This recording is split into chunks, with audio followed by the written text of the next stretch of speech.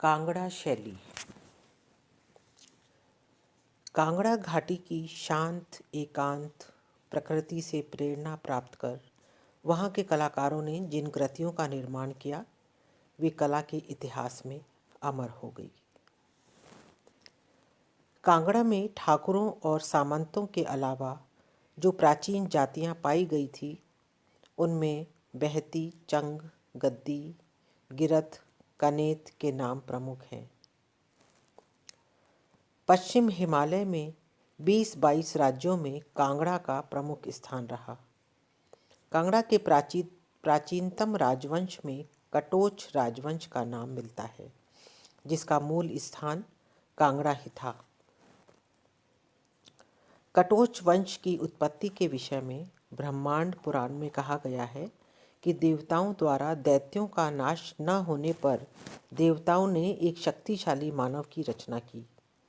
चैत्र मास के शुक्ल पक्ष की अष्टमी तिथि को आधी रात में भगवती देवी के पसीने की एक बूंद पृथ्वी पर गिर पड़ी, जिसके फलस्वरूप एक शक्तिशाली मानव का जन्म हुआ जो कटोच वंश के नाम से प्रसिद्ध हुआ।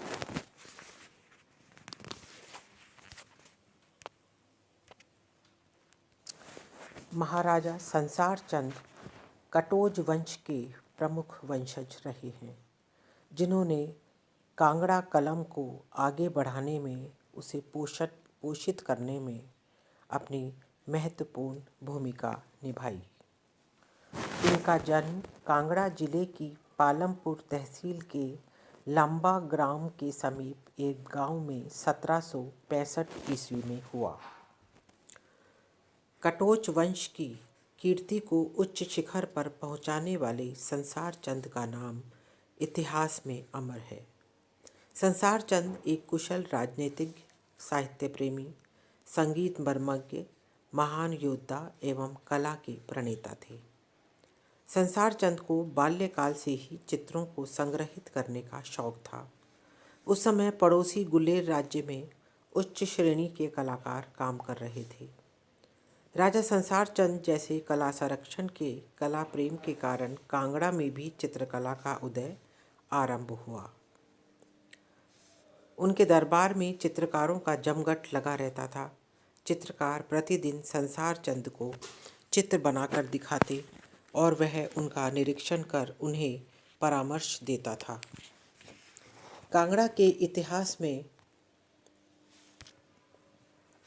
सन 1786 से 1805 तक का समय स्वर्णिम रहा। इस समय काफ़ी संख्या में स्वर्णकार, कर्मकार और कोविंदों और सूत्रग्राही आदि हस्तशिल्पकारों ने भी राजाश्रय पाकर विभिन्न हस्तशिल्पों को आगे बढ़ाया। राजा संसार चंद का यह कला प्रेम 1820 तक आबाद चलता रहा। राजा संसार चंद वैष्णव धर्म के अनुयायी और कृष्ण भक्त थे।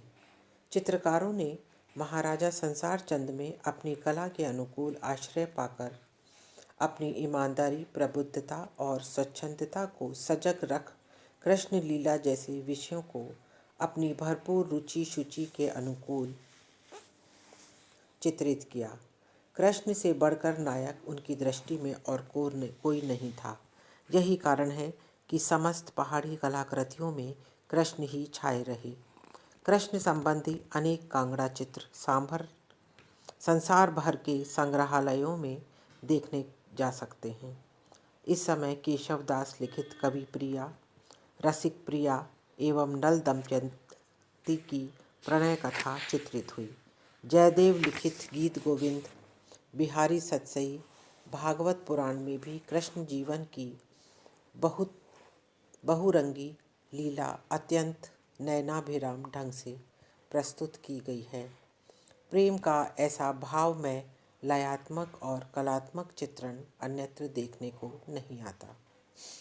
कांगड़ा कलम के ऐसे चित्रों से अभिभूत होकर कला समीक्षक डॉक्टर आनंद कुमार स्वामी ने लिखा था, जो चीनी कला में लैंडस्केप चित्रण में प्राप्त हुआ वही यहाँ प्रेम के चित्रण में एक उपलब्धि बन गई है। सन 1824 में संसार चंद द्वारा निर्मित नर्मदेश्वर मंदिर उनकी महारानी से कला प्रेम का साक्षात उदाहरण है। इस मंदिर की दीवारों एवं छतों पर सुंदर भित्ति चित्र चित्रित हैं, जिनमें कांगड़ा कला के लघु चित्रों का इतिहास सुरक्षित है। परखू नामक चित्रकार राजा संसार चंद के दरबार का सर्वाधिक निपुण कलाकार था। वह रेखांकन में अति कुशल था। सन 1823 में संसार चंद की मृत्यु के उपरांत उनका पुत्र अनिरुद्ध सिंह गद्दी पर बैठा। अनिरुद्ध के दो पुत्र रणबीर चंद्र और प्रबुद्ध सिंह ने सन 1733 ईस्वी में ब्रिटिश सरकार के अनुरोध करने पर 50,000 की जागीर प्राप्त कर अपनी जीविका चलाई और बाद में 9 मार्च सन 1746 ईस्वी में प्रथम सिख युद्ध से कांगड़ा राज्य हथिया लिया गया और इस प्रकार कांगड़ा से कटोच वंश सदा के लिए समाप्त हो गया। डॉक्टर आनंद कुमार स्वामी ने कांगड़ा चित्रों के विषय में लिखा है, आकृतियाँ अधिक सजीव हैं, रेखाओं में ओज तथा प्रवाह है। स्त्री आकृतियों का शारीरिक सौंदर्य कोमल व छरहरे बदन का है। अब हम कांगड़ा शैली के चित्रों की विशेषताओं के बारे में जानकारी प्राप्त करेंगे। कांगड़ा शैली दृश्य प्रधान तथा रोमांटिक शैली है। कांगड़ा शैली के चित्र रामायण, दुर्गा सप्तशती, महाभारत, शिव पुराण, हरिवंश एवं श्रीमद् भागवत गीता पर आधारित है। इसके अलावा शिव पार्वती की कथाओं, कृष्ण की विभिन्न लीलाओं से संबंधित चित्र हैं। साथ ही रागमाला, 12 मासा, नायक नायिकाओं के अनेक नयनाभिराम चित्र हैं। बिहारी सतसई, जयदेव के गीत गोविंद, रसिक प्रिया की रचनाओं में भी चित्रबद्ध किया गया है। नायिका भेद में कांगड़ा के चित्रकारों ने श्रृंगार की भावपूर्ण दशा की सजीव झांकी प्रस्तुत की है। कांगड़ा शैली में दरबारी तथा व्यक्ति चित्रों को भी चित्रित किया गया है। कांगड़ा शैली के चित्र लघु आकार में बने हैं। चित्रों को भूरे कागज पर चित्रित किया गया है। वसली बनाने के लिए कागज की अनेक तहों को चिपकाकर तैयार किया जाता था। चित्रों के चारों ओर पतले हाशिए बनाए गए हैं, जिनमें लाल नारंगी रंग सपाट भरा गया है। कहीं कहीं हाशियों में छींटदार सज्जा भी की गई है। कांगड़ा के चित्रों को चित्रित करने के लिए कलाकारों ने बारीक तूलिका का निर्माण कर चित्रों को चित्रित किया है। कांगड़ा चित्रों में भवनों का अंकन अत्यंत भव्य एवं कलापूर्ण है। श्वेत संगमरमरी भवन, जिनके स्तंभ सुंदर आलेखनों से पूर्ण हैं, मीनाकारों पर प्रायः गुंबद और छज्जों में जालियां उकेरी गई हैं। बरामदे मेहराबदार दीवारों पर ताक या आले, जिनमें फूलदान या सजावटी अलंकरण है। कांगड़ा के चित्रों में दरवाजों पर सुंदर अलंकृत पर्दे तथा फर्श पर सुंदर कालीन चित्रित है। पशु पक्षियों को कांगड़ा के चित्रकारों ने मानव भावना के अनुकूल चित्रित किया गया है। यह कांगड़ा शैली की या पहाड़ी शैली की प्रमुख विशेषता है। जैसे वर्षा ऋतु में बगुला, विरह में सारस या मोर, विरह रागिनी में मृग, नायिका को नायक के आगमन का संदेश सुनाते कौवे, बतकों के जोड़े व कृष्ण के साथ गायों का अंकन किया है। उन्हें दौड़ते, मुरली की तरफ गर्दन उठाए या विश्राम करते अनेक अवस्थाओं में चित्रित किया गया है। कांगड़ा के चित्रों में मुगल चित्रों की तरह क्षितिज रेखा नीचे की ओर बनाई गई है। कांगड़ा के चित्रों में वनस्पति तथा प्रकृति के प्रति अत्यधिक ध्यान दिया गया है। प्रायः चित्रों की पृष्ठभूमि को मनोरम प्राकृतिक दृश्यों से संजोया गया है। पुष्पित वृक्ष, घास से आच्छादित मैदान, छोटी बड़ी पहाड़ियाँ, झाड़ियाँ, प्रायः आम, वट, पीपल, कचनार, जामुन, शीशम, केला, अमलताश, गुलमोहर, पलाश के वृक्षों का चित्रण है। प्रेमी प्रेमिका के चित्रों में वृक्ष पर लिपटी पुष्पित लतिकाओं को संयोग के प्रतीक स्वरूप चित्रित किया गया है।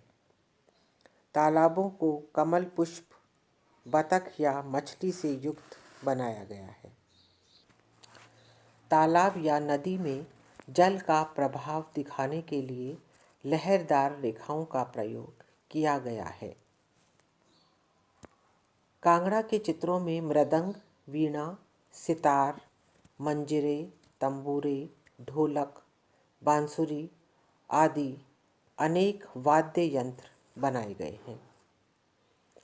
कांगड़ा शैली में प्रेम के विभिन्न भावों का छंदमय, काव्यमय और चित्रात्मक रूप अंकित है। कलाकृतियों में इंद्रधनुषी रंगों तथा अमिश्रित रंगों का सुंदर प्रदर्शन हुआ है, जैसे लाल, पीले, नीले। कुछ अपूर्ण चित्रों पर रंगों के नाम भी लिखे हुए मिलते हैं। रंगों के संबंध में J.C. फ्रेंच ने कहा है कि कांगड़ा के चित्रकारों के वर्ण संयोजन में उषाकाल और इंद्रधनुषी रंग थे। कांगड़ा चित्रों में आलेखन एवं चित्र योजना में कल्पना का प्रयोग किया गया है। सोने तथा चांदी के रंगों के प्रयोग से चित्रों में ओज अधिक दिखाई देता है। आभूषणों, वस्त्रों के बेल बूटे, किनारी, घर का साज सामान, हुक्का, तश्तरियाँ, फूलदान, थूकदान आदि रात्रि में चांदनी, अग्नि का प्रकाश एवं जल का प्रभाव उत्पन्न करने में चांदी के रंग का प्रयोग किया गया है। कांगड़ा शैली की आकृतियों में अंग भंगिमाओं एवं हस्त मुद्राओं का सजीव एवं गतिपूर्ण अंकन हुआ है। स्त्री मुखाकृतियों में अद्वितीय सौंदर्य, शालीनता और संयम प्रदर्शित है। इस प्रकार नारी आकृतियों को बड़ी ही विलक्षणता से अंकित किया गया है।